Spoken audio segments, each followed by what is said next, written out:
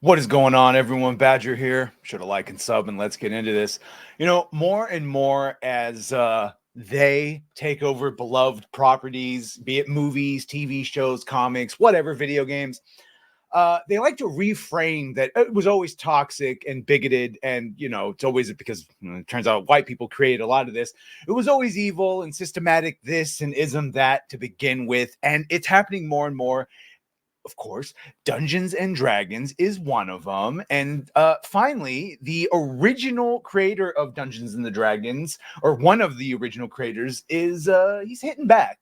But what is he hitting back at? So let's go back a little bit. So you can see the revisionist attempt in question can be found in the preface or preface to the game's recently published history book, Dungeons and Dragons: The Making of the Original D&D 1970 to 1977, which opens with this.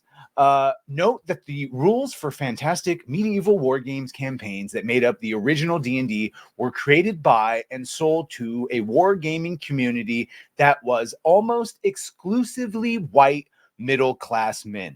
The rules compiled here offer little by way of roles for other players, nor indeed for anyone who wouldn't easily identify with a pulp, sword, and sorcery hero, said the designer.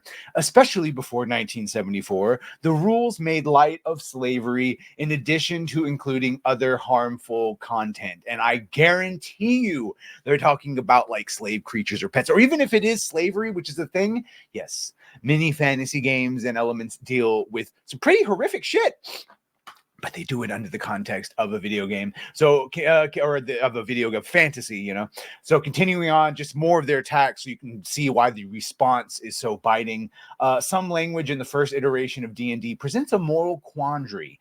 The documents reproduced in the book include many pages of charts and tables alongside lists of monsters, spells, and magic items, but the game content also includes a virtual catalog of insensitive and derogatory language, words that are casually hurtful to anyone with a physical or mental disability, or maybe you're just a big fucking pussy, or anyone who happened to be old, fat, or see, you shouldn't have said fat, should have said overweight. You're being offensive.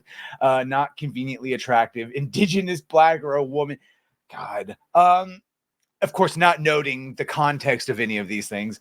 Some people have charitably ascribed this language to the author's work from bad assumptions.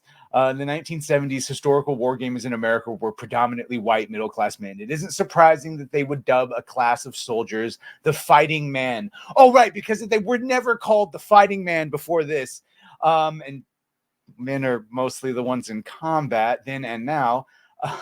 Okay, so you can see how this just painted all the original creators in not too fine of a light. It goes on until we get the original. So here's one of the original creators, Robert J. Kuntz, taking to social media to very publicly take them to task. So here we go. This is what we need more of. We need more of those inside industry veterans, even if they're the OG ones who aren't in the current industry, but the ones back in the day to come back and just not take this lying down, these blatant lies, the is and the isms we always get called. So here we go. I have to take a break from posting. This whole attack upon old TSR has really tripped my trigger. A 50th year celebration, and this is it. Of the original D&D authors and its supplements, Gary, Dave, Jim Ward, and Brian Bloom are gone, and that leaves me alone as the last man standing, the last author. And but how disrespectful to just all those men are dead, and you're sitting here calling them racist and stating that they're white and middle class as if that was a bad thing. It really is a burden watching this slanderous episode unfold, and it was done with one bat of the eyelash. They never actually think about what their revisionist little slants and slanders do. Done in such a assumptive manner as if they wield the holy articles on morality, which they enact with their reprehensible judge, jury, and executioner demeanor, because they think they're on that right side of history. They are probably wincing and wondering, us, the saints of truth? More like snakes Anyone who would wait until the majority of authors who created the game were gone to stick it to them in this manner is a vile snake. And just to complete the deed, do it on the 50th. Show their admirers who's in charge. Show them who's in control of the IP. Oh, yeah, it's a tactical thing, and they've done it multiple times with multiple different products.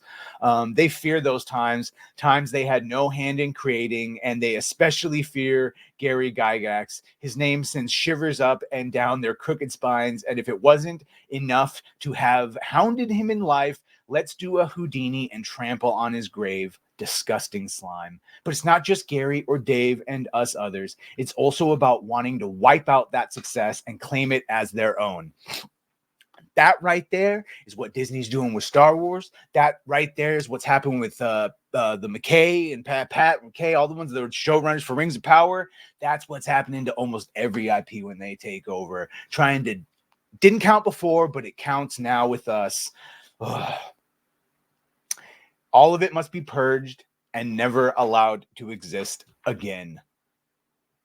These people are the epitome of evil robber barons parading as the good guys. Sleight of hand bullshit from gold hobbled. Oh my God. Predestined. Oh my God. This is going to be a good one. Prestidigitators. That's a word I've never seen. I will have to go look that up. Feel free to roast me on that one. I'm not even cutting that out. Who don't know fantasy or how to summon it. What they know is how to push down on their little man syndromes by stepping on those whose shoes they can never walk in. That and preaching righteous indignation while counting their bottom lines, taking their vacations, and dreaming about their next cafe latte. Posers, one and all, we fought these establishment pukes back in the mid-70s as they gathered about a fledgling TSR to bring it down. Now it's the second round. Robelier may be a little aged, but he's not dead yet. You have made a permanent enemy of many, you stupid coastal wizards. Let's see how many real magic cards you hold besides illusionary ones for this battle. Yeah, neither sought after nor wanted by me and others is just beginning. You'll get sick of hearing my name soon enough. It's spelled Kuntz. Repost this as I'm taking off a few days. Peace to the brothers. So there you go. That's what we need more of. That was a call to arms. And yeah, you can't take these attacks. Like he said, we didn't ask for the fight. We were more than happy to be retired and let things go. But you had to come in, and it wasn't enough that you took over. You got to gaslight everyone and piss everyone off. And well, here we are. So you will know their name, our name, my name, all the names. You will know it. And remember, you brought this upon yourself. So yeah, let me know what you think of this. Make sure to like, share, and sub. Predestigitators. I still have to go look that up. Goddamn. Anyway, let me know what you think of. I know words. I know all the best words. Well, bye.